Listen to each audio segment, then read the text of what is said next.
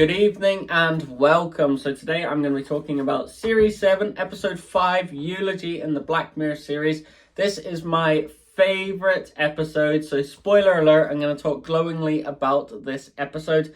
Stars Paul Giamatti and also Patsy Ferran. I thought their chemistry was absolutely sensational throughout the whole of the show. It has a runtime of about 45 minutes, and this created the perfect kind of ending that I wanted for this episode.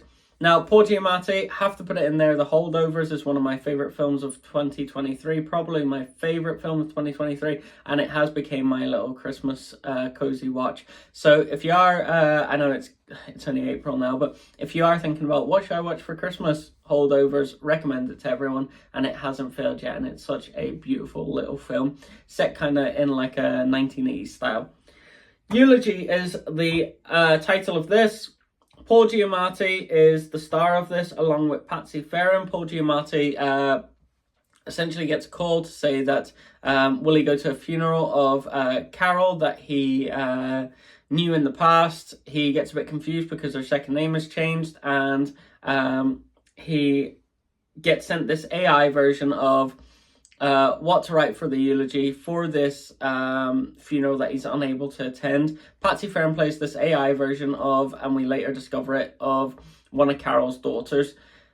Paul Giamatti absolutely sells this whole show. I thought he was just fantastic, the way he narrates his life throughout the pictures, which is an interesting concept. So if you haven't seen it, essentially what he does is he gets various different pictures that he shares with Carol within this 3 to 4 year span of a relationship, a romantic relationship, and he narrates each picture beautifully well, and he's able to incorporate kind of an emotional release in it, and then also kind of, I suppose he's not getting weepy-eyed where we go, oh my god, like he's absolutely torn about this. It's very much an interesting concept in regards to a love that lasted 3-4 years, and he speaks himself that it took him 15 years to get over.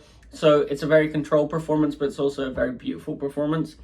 The concept is, like I've said before, photos to recall memories of a woman that has died. So I thought this was a very clever concept. So within Paul Giamatti, he has this kind of shoebox where he has various different pictures of times he spent with Carol in this 3 to 4 year relationship that he's had. But every picture of her is burnt either by a cigarette, either by a lighter, or either by himself just carving it out.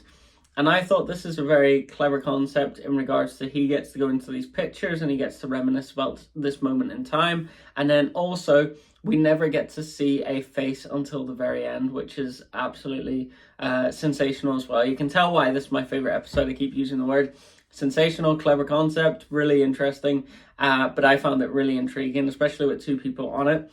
Patsy Ferran is brilliant in this. The way she poses the questions is just really intriguing. And then she has this kind of thing where Paul Giamatti narrates the whole of the story in his perspective, but she questions the perspective and also the truth telling and the lies that Paul Giamatti's character is telling. So there's a bit where they've all dressed up for Halloween. He got jealous that a guy was chatting to Carol, while the AI version goes, oh look, she looks like she's not into it, but you look like you're very much interested in this barmaid who he was working with at the time. Cut a long story short, and spoilers, 3, 2, 1, the barmaid that he was with, he ended up having a one-night stand because Carol was able to fulfill her love of playing a musical instrument, and also being able to be in this musical in London where they were separated, they were still in a relationship, but they were separated for 6 months.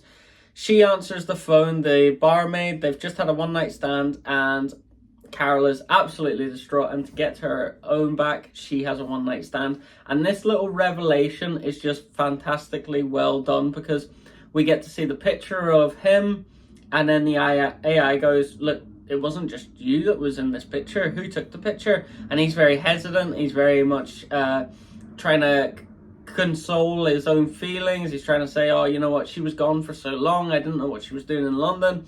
And the AI just goes, you knew what was happening, and you knew what happened there, and you had a one-night stand, which he agrees to, which was terrible.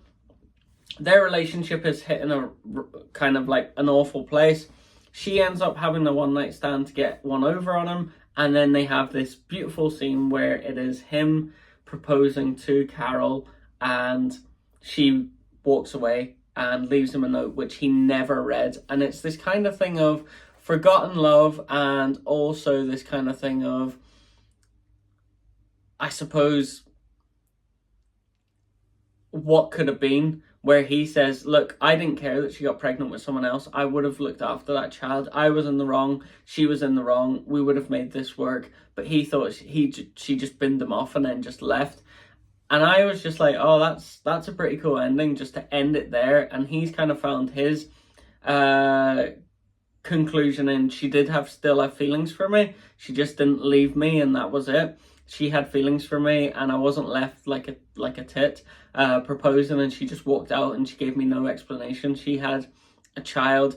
She wasn't in love with this guy. This guy was like a loser, and what could have been, we could have went past this and we could have been together. But also he finds quite a lot of he's quite comforted by the fact of he is she thought about him, she still loved him, and all that kind of thing. So I just thought this was a beautiful little story. I thought it was great that Black Mirror used the concept of photos and being able to kind of regenerate these memories that he had stored away that he wanted to forget, but also it led to a beautiful conclusion, a beautiful ending to a story that was kind of merged in who's right, who's wrong. And really in these kind of stories, and really in life, there is no kind of clear-cut identity of who's right and who's wrong. We have kind of grey areas and everything. So thank you for watching. I hope I don't waffle on too much, and I hope you enjoyed that review. And yeah, if you feel like you want to follow, if you feel like you like this video, then give me a subscribe and a like. Thank you very much. Bye bye.